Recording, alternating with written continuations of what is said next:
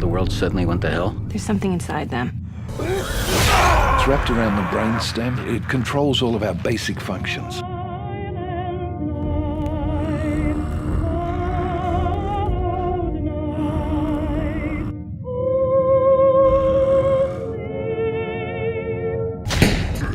Virginia, there ain't no Santa Claus.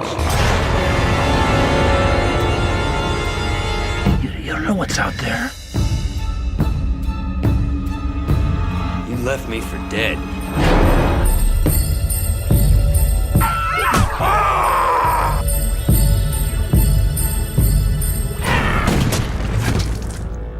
Interesting. Not all monsters are created equal. It's like I said last night, they're just waiting.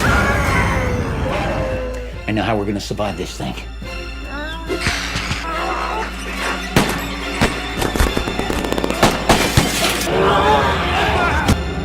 Don't you see? We'll be invisible. Take me out to the ball game. Take me out with the crowd. For it's 1, 2, 3, strike her out at the old ball game.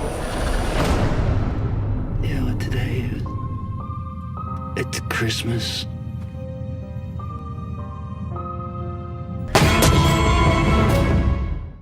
Hey, this is Sean Cain, director of Silent Night, Zombie Night, and you're listening to Gruesome Herzog.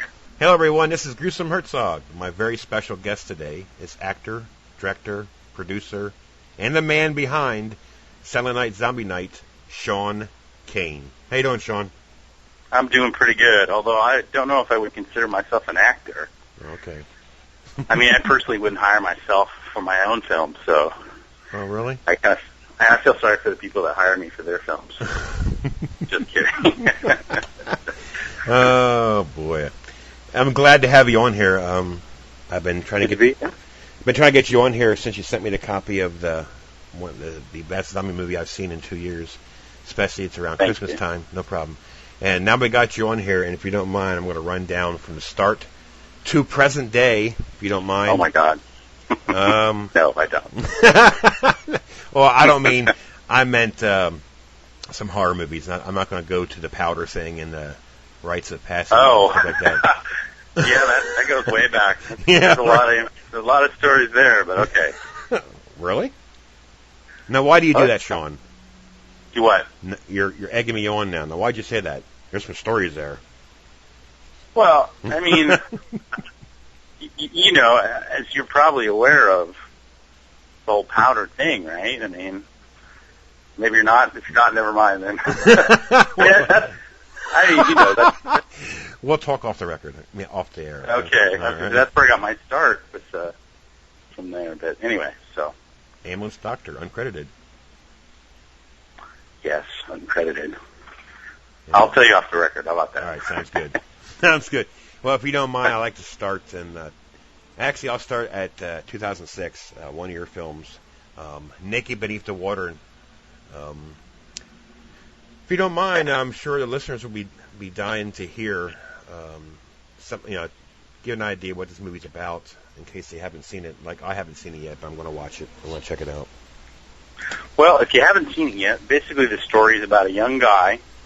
His brother has been missing for like a month, and he starts to get these mysterious phone calls, and they direct him towards this reality show called Public Enemy Number 1, where people compete through crimes to become Public Enemy of the Year. And so he watches the show, and it's a gruesome murder, and he thinks it's his brother. He's not quite sure, but he does recognize where this murder took place, which is at the brother's apartment.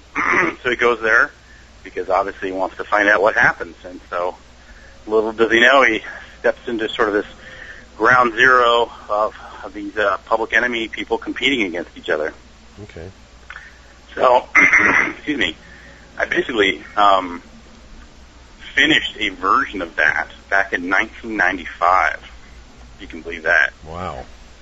Yeah, and this is, before the internet, before DVD, right. Before Final Cut Pro. And so... PlayStation? Yeah, before PlayStation. Before everything. And I had gotten an offer, funny enough, to distribute it from Frank Henenlotter, through Something Weird Video. But I had ripped off all the music, like all the background music I stole from all these other movies. And so it sat on a shelf. And then, with DVD coming out, I saw some of the other films that I had been aware of, because I was a big fan of, magazines like Film Threat and Alternative Cinema. I used to read those. Oh, God, I loved them. And I sold VHS copies of the original movie through that. Anyway, I saw these other movies like, God, what is it? Shit, now I can't remember. Scooter McRae did that movie, the zombie movie. Oh, yeah. Can't believe I forgot what it's called. Anyway, I had that on VHS. I really liked it. And I saw it came out on DVD, and I thought, fuck, DVD, I can, why don't I pull out Naked Beneath the Water and try and re-release it? Of course, when I watched it, I was like, God, what a piece of shit. You hate that. So I reshot, probably 75% of it on a much better camera, and that's what you have. It finally came out, on DVD. It actually, I think it came out in 2008 on DVD, but so that was my first film. And it has a pretty cool cast. Jim Wright, Randall Malone. Yeah. And there's a heck of an actor in this movie too. There's a heck of an actor in this movie too. It's a damn good one. Which he played Peli Savalos. Peli Sponsolos. And Sean that Cain. That guy's a jerk. I'm starting to get that idea. Oh. No. I'm an asshole, don't mind me. Yeah, no, that was back when I thought that I wanted to be an actor in my own movies, and then I've since realized that's not a good idea. I'm going to leave the acting to real actors. But yeah, so that'll be the only time you'll see me ever star in one of my own films. Well, I'm dying to see it now. Yeah, I mean, it's very, very low budget, but, guys like you can appreciate that. I mean, you'll find, it's funny, we were talking earlier about how people give zeros to films, and they'll write on IMDb or Netflix or whatever, this is the worst film I've ever seen. Constantly. Every film like Naked Beneath the Water is the worst film they've ever seen. Yeah. But it's like it really sort of takes a person to understand what this sort of low-budget genre is and appreciate it, and then be like, okay, I get this. I'm going to have fun. Right. And unfortunately, those people don't get it and are not having fun with it. And, whatever, fuck them. Well, yeah, you're exactly right. You're exactly right. Now, I'm going to say something again. You brought it up. That's fine with me. It's like, especially on IMDb, I mean, if a movie's title is Picking Daisies Underneath Barbara's Dress. Oh, it's a 9 out of 10. Werewolf in Woman's Prison. 4.5. Yeah. So it's IMDb's not really horror movies don't really get big grades unless it's big budget. But that's here nor there. But I think part of what happens on IMDb is the fact that the low budget community is very small and pretty much everybody knows each other. So if you've got a riff with anybody, they'll go on IMDb and they'll give you a 0. Yeah, well, and so you're fighting against that. You also can go on some of these blog sites, and I really enjoy going on these other websites and these blog sites and these podcast sites, and I just love reading some of their reviews because a lot of them don't get it. They really don't. I don't know no, they don't.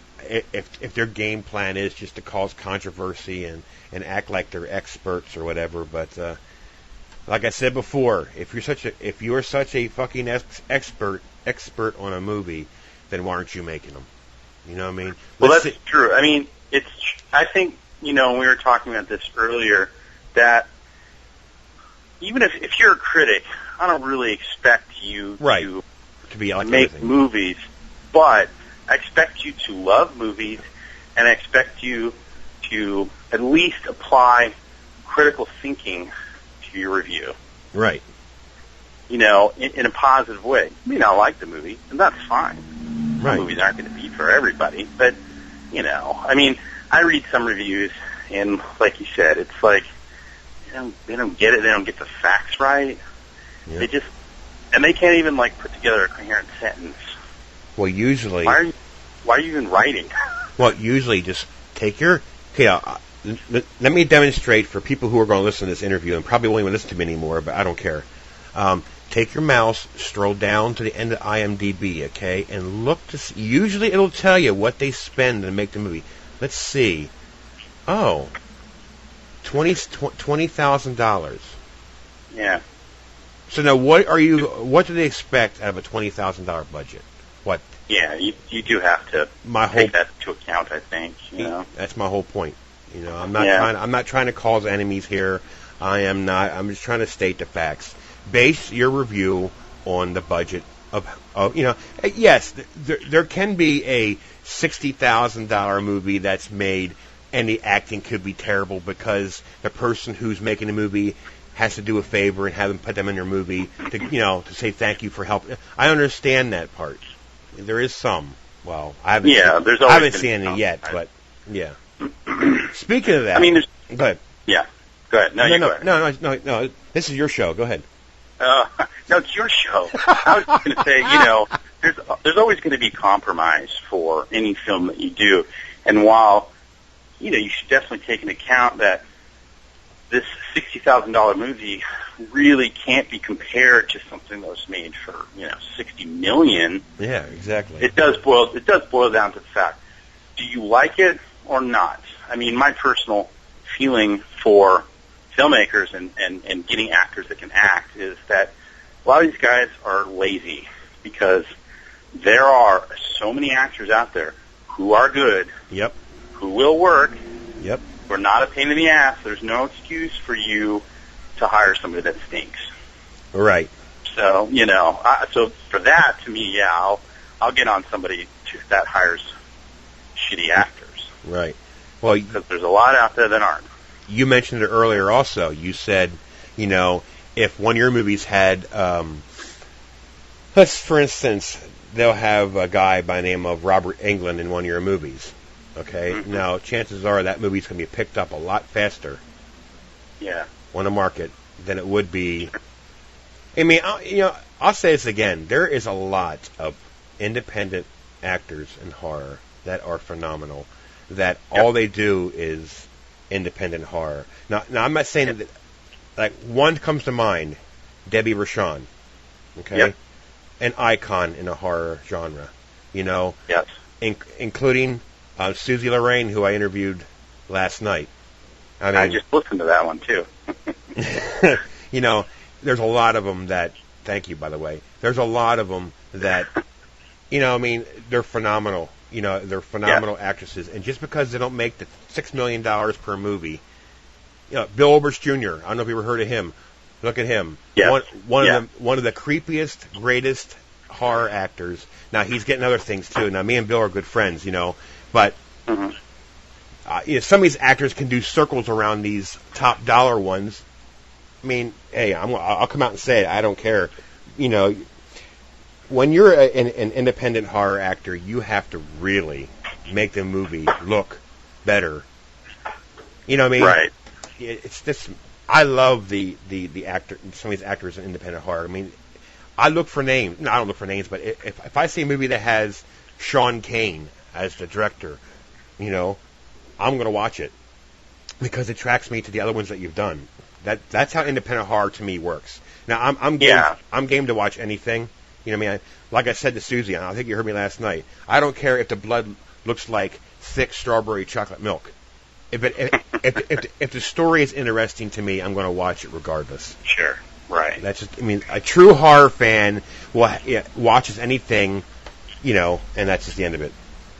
But anyways, we're getting off base. I think they'll try anything, but mm-hmm. It is name value, but on a different level. I mean, it's all about getting recognition, getting the people to be aware of your work, and makes the next bit easier to sell or to have people made aware of it. So that's what we strive to, give good performances or to make good films, because then people like you, like other fans, will go, yeah, I remember I liked that, so I'm going to give that one a chance over all the other choices that are out there. So You know, like Debbie Rochon and Susie Lorraine. I've seen them both give excellent performances in films that probably the films don't deserve them. But sometimes they do. But yeah, you're right. They've given some really good performances, and why aren't they, making $60 million movies? Maybe it's their choice. Maybe they're happy. It's, because ultimately you hope it's about being happy. Right. You know, so whatever the reason is, at least, we're aware of their work. Somebody's aware of the work and is happy with it. So. Yep, Tara Cardinal's another one. Another phenomenal actress that's in the horror genre. Anyways, if you want, we can move on. I mean, I can go on forever about that. The next movie I mentioned earlier, I know I talked to Dami about it, Werewolf in a Woman's Prison. Yes, one of my favorite directors, Jeff Leroy. Yes. What good stories do you have about this movie? I got lots of great stories about this movie and Jeff, but I will tell you, for Werewolf in a Women's Prison, it was executive produced by a porn guy, and so they shot it over at his stages or whatever. So the first day I get there, walk in, and there's two girls bare-ass naked just walking around like nobody's business. I thought, this is going to be fun. And it was. I've known the director, Jeff, for a long time now, and I'm always up to helping him with his movies because his movies are a lot of fun. Unfortunately, they haven't gotten a lot of distribution lately. He had this one company, Amcel, that unfortunately the guy who ran it died, who would always buy Jeff's films. So, they haven't really been seen like they should be. He's got another one called Rat Scratch Fever, which is even better. Oh, really? Werewolf in a Woman's Prison. Maybe. Yeah, I don't know. Werewolf is pretty awesome. But I have such a great time because he, for most of his movies, he does a lot of miniature work and blows shit up. There's not a lot in Werewolf, but one of the other, for Rat Scratch Fever, he built a whole city landscape. The movie's basically about, these astronauts go to outer space and they get these, mutant rats, and they sort of carry them down to Earth with them, and all hell breaks loose. So anyway, he builds this whole city landscape that needs to be blown up. So, in the backyard, and what he does is he shoots this stuff on film. So he gets these little Bolex cameras, these 16 millimeters. Right. They're all hooked up to car batteries. So we got 3 of them inside the building where all the buildings are. They're going to be blown up, getting ready to hook them up to the car batteries and let us set off the explosions. And so Jeff's like, go to the door, listen, and if you hear the cameras rolling, then say yes. And so I'm like, listening. I'm like, okay, I can hear them rolling. So he pushes the buttons for the explosions. Before I had a chance to get away, there was such a force. Oh, no. That door slammed right in my face. Almost threw me back a little bit. Oh, my God. And then I know, it was crazy. And then, because obviously we don't want to start an actual fire. We're trying to get this door open, but the force had slammed it shut so much that it was a real struggle to open it. And finally, when we did, all the smoke is billowing out, and Jeff Hunt's in there. I'm like, don't go in, you're going to get smoke inhalation. Come back. So everything was fine. Oh my so I have God. a lot of instances like that with Jeff, where we had a lot of fun blowing shit up. So, The Werewolf is a really funny movie. I like it a lot. Yeah, I got to check that out. I've been hearing about it. Now the next one, I interviewed David Z. Stamp, and we got the information kind of mixed up there. But someone's knocking at the door. Now, when I watch Chad Farron, is another very unique-minded person, a talent, I think. But this movie here was one of the strangest, weirdest, horniest, good movie I've ever seen. I mean, that movie was sort of a mixed bag for me. I produced it, got thrown under the bus at a certain point, so, whatever. But I think it came out, I'll say this, having read the original script, which is one of the biggest pieces of shit that I'd ever read, I have to give Chad props for turning that into something watchable. Right. Something that was way better than the original source material. So, you know. Yeah, the part that I find weird is the man up the butt. Yeah, well. Drugging. Yeah, it's pretty horrific. Yeah. So, you know, Chad wants... You know, his idea of a good movie is, as he called it, fucking the Facebook generation in the face. Well, and so that doesn't always...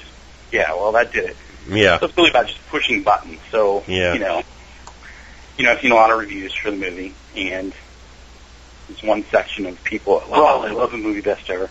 The other one was like, what the fuck? The story is completely stupid. What is this movie about? And, right. You know, I sort of fall in between. It's like, you know, pushing buttons only gets you so far. Right. So, you know, and sometimes it's a good way to hide the fact that there's a story missing there. Yeah. But, you know, it's doing well. And well, before I move on, the ending kind of confused me, but I won't go no farther than that. I didn't quite... I guess I had to be stoned in order to figure out what's going on, but... You have to have taken Talbot.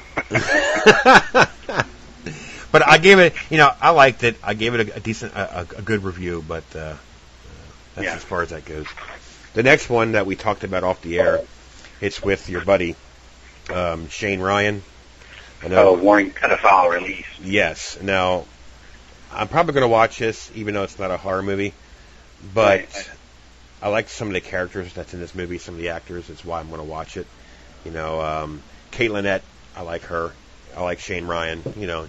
And I like that Stephen Hobbs guy, you know. That pervert. Yeah, that fucking asshole, actually. But anyways. Yeah. But now, you know, who plays Stephen Hobbs in the movie? Some jerk. So the listeners know who plays Stephen Hobbs. Who is that? That's me. I play. No. Oh, go ahead. Anyways. Well, it's funny. I wanted to do, you know, a Shane's movie. Right. He needs to do what he wants to do. I had an idea of what I wanted to do with the Stephen Hobbs character, which didn't happen at all, which is fine, you know, like I said. But I think Shane, you know, he gets unfairly put down a lot, you know, because he did all the amateur porn star killer movies. And I really think that even though he goes out with these sort of salacious titles to try and get people interested in the movie, which, you know, makes sense. Right. To me, his movies do have stuff going on. There's a voice there. You know, I watch a lot of low-budget horror movies, and it's not really a voice. Let's blow shit up. Let's, you know, have some kills, see some naked girls and their titties, whatever, that's fine. But it's rare that somebody's got a voice, somebody's got perspective, somebody's got something interesting going on a little bit below the surface, and I think Shane's movies have that. In Warning Pedophile, it's not really about pedophiles, not in a real traditional sense, but it's got stuff going on, right, that I find interesting. So, yeah, you know, so it's definitely not going to be a film for everybody. It's just very arty. Yeah, I always tease Shane because the main character walks around a lot. This girl, so you know, the girl walking. So I tease him. I'm like, oh, great, there's another scene of her walking. But it's got a lot of nudity, too, to keep you horn dogs watching. So. Yeah, that's and then, of course, the title kind of like, yeah, people are going to watch it because it has pedophile. You know, it's funny. I think the title actually hurt it a lot. Could be. That's true. His amateur porn star killer movies have sold quite a bit, and Warning Pedophile did not. And I think people just look at it and they're like, it's a movie about pedophiles. Fuck this movie. Pedophiles are, you know, disgusting and should be killed, so I'm not going to watch this movie. But, you know, the movie doesn't really have anything to do with pedophiles. And, yeah, actually, Kevin Thomas is a critic for the LA Times or LA Weekly or LA Times. And because it played in theater for about a week, he gave it a really good review. He's a fairly respected critic. So I was pretty happy about that. I was like, oh, cool. Yeah. So, Well, you know, there's a couple creep films that you're in. I don't know if you want to talk about them. It's up to you. I posted some trailers on my blog. The Cage Lesbo, A Go-Go, and Vaginal Holocaust. Now, because of the names of the titles, people are watching these trailers like it's going out of style. What can you say about either one? Is there anything that basically, what is Cage Lesbo's A Go-Go about? It doesn't even say anything. Do you know? I haven't seen it yet, but it's basically like a prison story. You know, girls go to prison and they get tortured and stuff happens. I play a guard named Margaret. I think they're planning on having it be a girl. So they just made them fishnet stockings and like this heavy wool overcoat. So I hear it's funny. Yeah. You know, I did both those films with Elska McCain, and so that's why I did them to hang out with her, and because my friend Anya Light sucked me into the films. I had fun. They're lovely. So one day I'll get to see these movies, and I don't know how they turned out. And it has the beautiful Alyssa Dowling. Yep. And the next one, like I mentioned, Vaginal Holocaust. Mm-hmm. Now that title alone makes me want to see this. Well, that's about a group of guys and their girlfriends going out to the woods, go camping or go, hanging out in the cabin, and ends up that there's redneck vampires out there, and I guess the one girl gets bit in her vagina, and so her vagina turns into a vampire, and she goes on a rampage. Holy crap. Fun for the whole family. Yeah, it's with Shane Ryan, Alyssa Dowling again, and yourself. Yeah, Shane replaced somebody who canceled at the last minute, which I'm glad he did now, because he turned out to be a dick. But I got Shane that job on the film, and then Shane was also in Cage Lesbo's A Go-Go, so. Sweet. And the next one I have in my collection, which I've yet to watch it, which I'm going to very soon. I started to, and then I got occupied, and I forgot that I started to watch it. No offense. Live Evil in 2009. Live Evil, yeah. I mean, I didn't have much to do with that. I just play a vampire in the very beginning. I get chased around by Tim Thomerson's stunt double. That's funny. It was fun. It was directed by a good friend of mine, Jay Wolfel, and he's done quite a number of films at this point. So, they just asked me to come out and do a little bit. I also I got to actually the coolest thing. This is one of the coolest things I think that's ever happened to me on a set is I went out with Jeff Leroy, because Jeff is also friends with Jay, and we filmed some behind the scenes for that really cool car stunt, a car that goes way up, flips over. So, I saw that part. So before I was even an actor on it, Jeff and I drove out to the desert, and we got lost. We found the church from Kill Bill, which was kind of cool. We got hopelessly lost, but we finally found them. It's basically where the road ends and the desert begins is where they did this stunt in the middle of nowhere. Oh, God. And so they set up 4 film cameras, because this one was shot on film, set them up just to capture the stunt, and they had a few of us doing behind the scenes. So I'm like way at the end, right next to one of the real film cameras. And I'm looking at this car, and I say to Jeff, Jeff, I don't know if this would be a really good spot to be in, because it kind of looks like in the trajectory of where the car is going to be. Maybe I could go over there. Sean, quit arguing. Just go over and get in that spot. I'm like, okay, all right. That's my Jeff voice, by the way. That's pretty good. So I'm filming, and I see this car take flight. And it's like, I was just like, wow, this is the coolest thing ever. And then it's crash and tumble, and it's a tumble, and it's a tumble, and it's a tumble, and it's getting closer and closer and closer. And I'm like, wow, this is the coolest thing ever.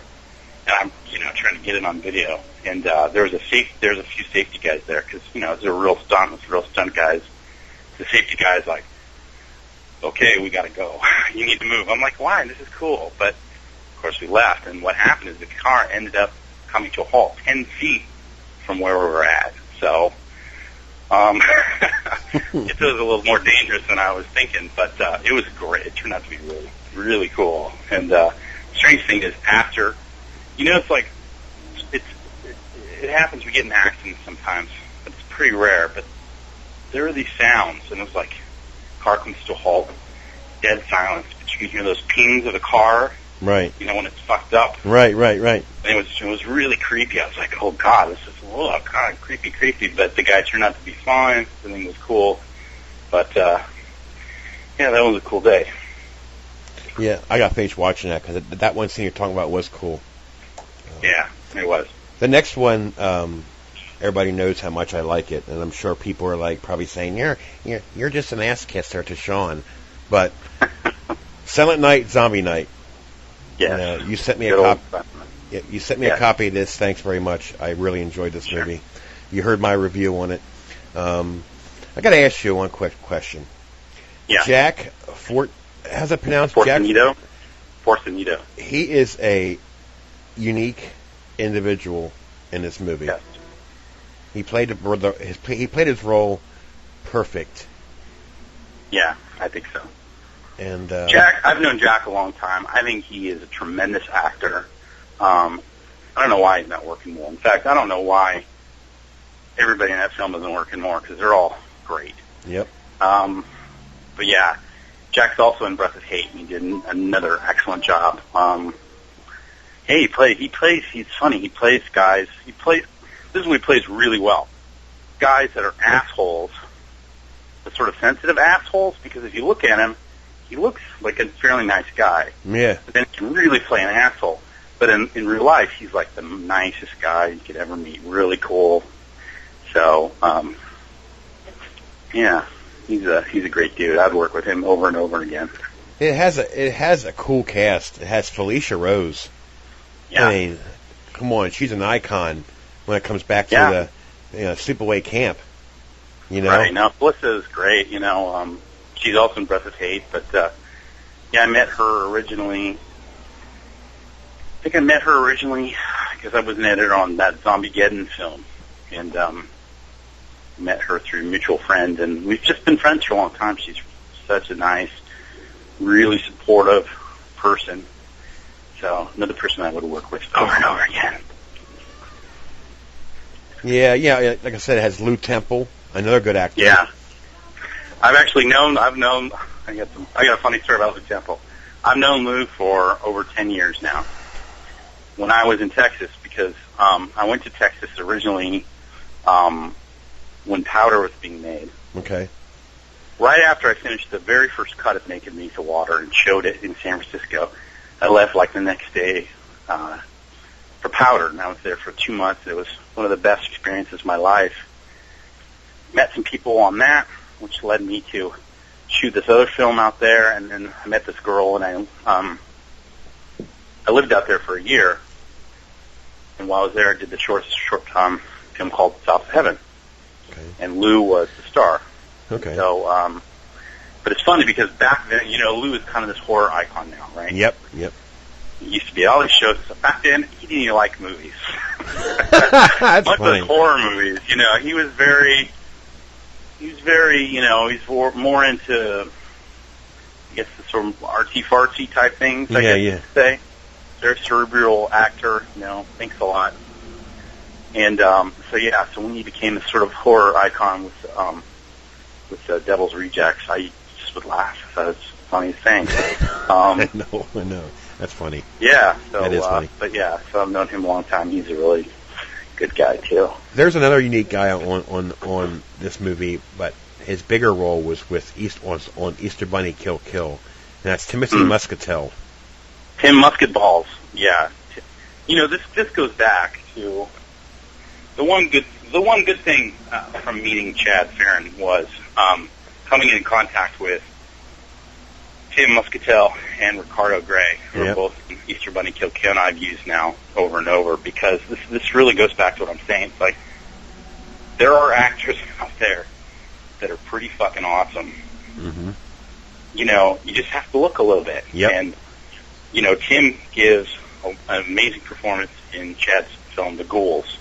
He's great. I mean, he's charismatic and interesting, and so he's really, really a good actor. And another guy, like, why isn't he working more? I don't know. I know, it's weird.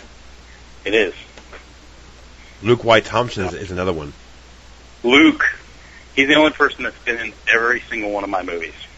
He's there's one that he's in that I want to see. I haven't seen it yet. I think it's called. I interviewed 2 actresses in the same movie.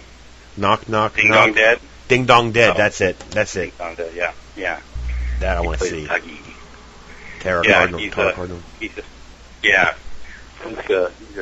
a funny character. He's been my friend for a long time, and so he's a cool guy. And he's a good writer too. Yeah. Yeah. Well, I'll tell you right now, I'm hoping that baby gets picked up because everybody needs to see that. Seriously. Ding Dong Dead, you mean? No. Night Zombie Night? Yes, because a lot of zombie fans would love to see that. Seriously, you know. Well, I mean, it generally gets pretty good reviews. We've gotten a lot of press. I think we're in a period right now with distribution, kind of like how the music industry was, where things are really going digital. DVD is dying. Blu-ray is doing a little better.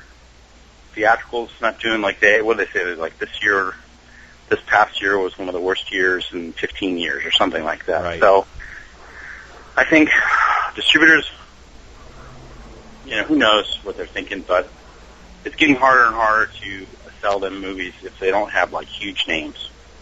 Right. Or, unless you want to give your movie away for free. I had lots of offers for people to take Silent Night, Zombie Night, but I don't want to give it away for free. I have investors. Right. That have put quite a number of money into both Silent Night and Breath of Hate, and it's really my duty to get that money back to them. Sure. So, so that's what we've been working on, trying to get a deal going. Well, the next movie is 2010.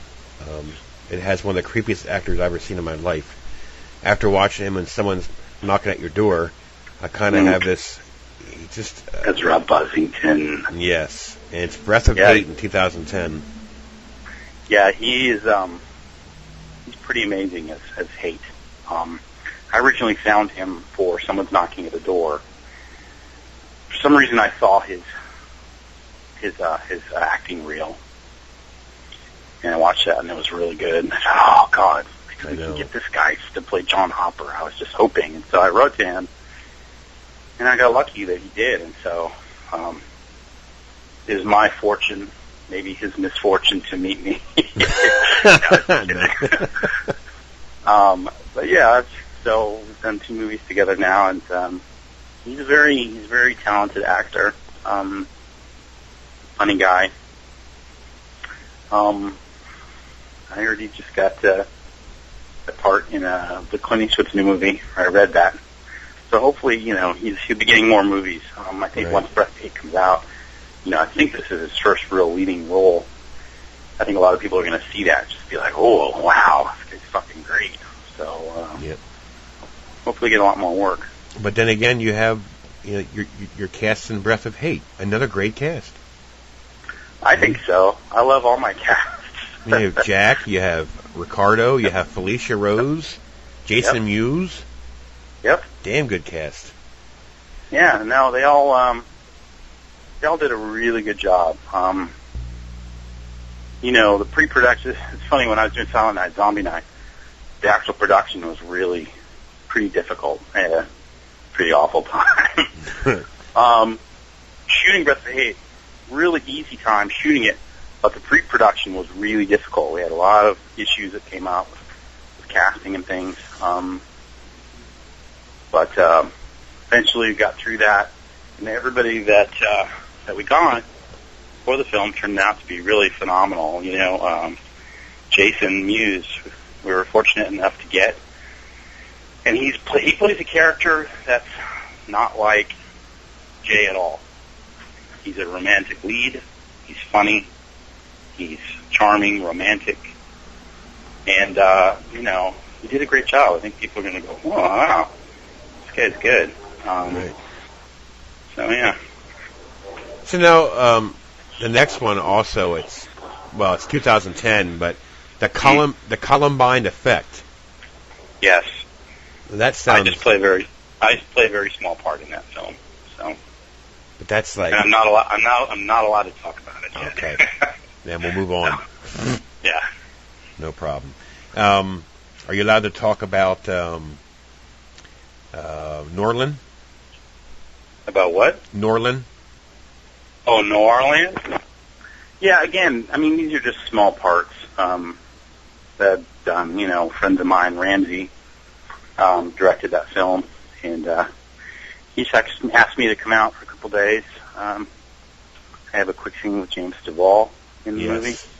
You know, it's a weird film. Like, I don't know if you've seen any other Ramsey films, but they're very David Lynch-like. They're very kind of, out there and, whoa, what's going on? So I suspect that this movie will be the same. But, I have a good time. Like, I joked at the beginning about not being an actor, which I don't really consider myself an actor, but, if somebody wants to put me in a movie with some naked girls or, if it's fun, I'll come out and do it, but I still wouldn't hire myself in one of my movies.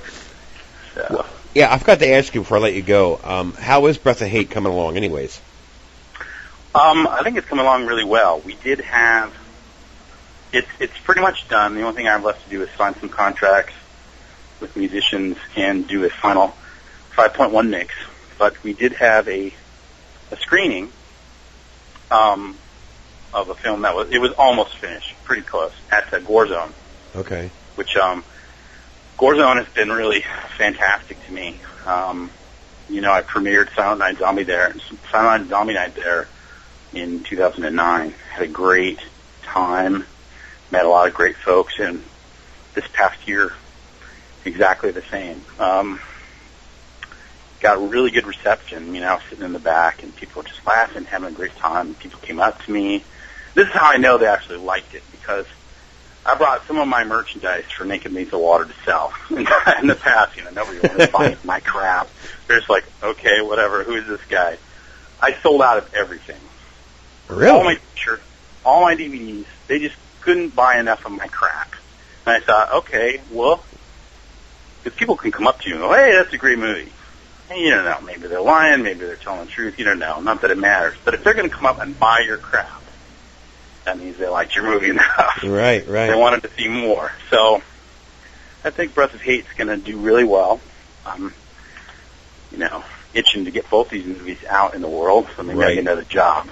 I need more. I need another directing gig. I'm jonesing here. What am I going to do next? But I think it's definitely a step up. I think from Silent Night Zombie Night, just in look, maturity, because we had some more money for that film.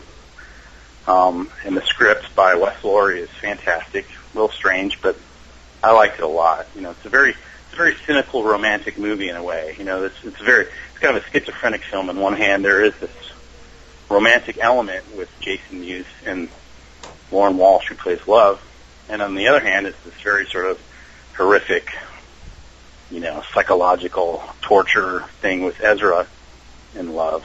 So now sort of come together at a point. But I can't wait to have some more screenings and have a proper LA premiere. Right. Stuff. We'll see.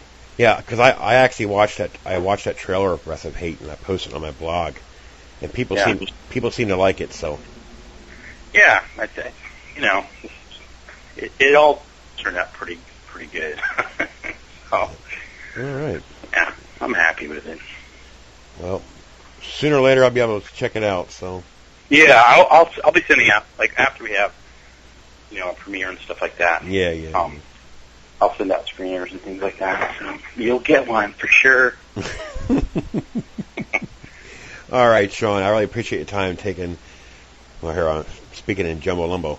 Thanks for taking time out for me today to do a podcast interview. And, my pleasure. It's quite entertaining. We had a lot to say, didn't we? I'm sure we did, and we didn't even go into half of it. Well, I figured we better. If we try to do it all, then it might get a little boring. Not boring, but it'll get a little jumbled around. So we figured just cut some of your stuff and say how we feel and go from there. So there you go. Exactly. All right, buddy. I'll catch you on the IM on Google. Sounds good. Take care of yourself. Thanks a lot, and I'll get this thing up as soon as I can, and then you can send it to your counterparts. People. Yeah. So you use that too, yeah. I've done Skype a little bit, not much, but yeah. Well, actually, I did my first interview out of the country on Saturday in England. Oh, really? A director, Sean. Oh, well then, with Skype, then you definitely wouldn't want to have Skype. And it's for free. that, sure. Yeah. All right, Sean, buddy. Thank you very much. You take care. And once I get this up, you'll see it online on Facebook. Sounds good. All right, take care, buddy. Nice talking to you. Bye. Bye. All right, you too.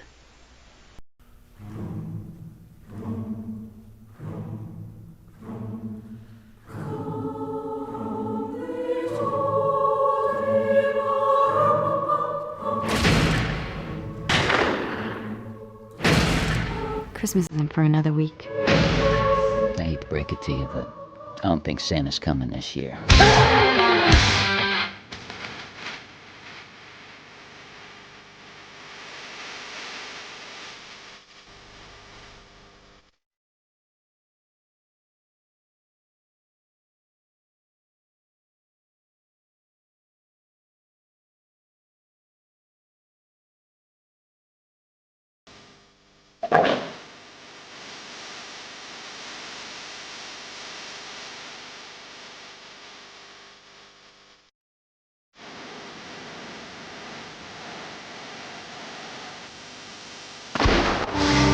What are they? Same as you and me. I'm completely fucked.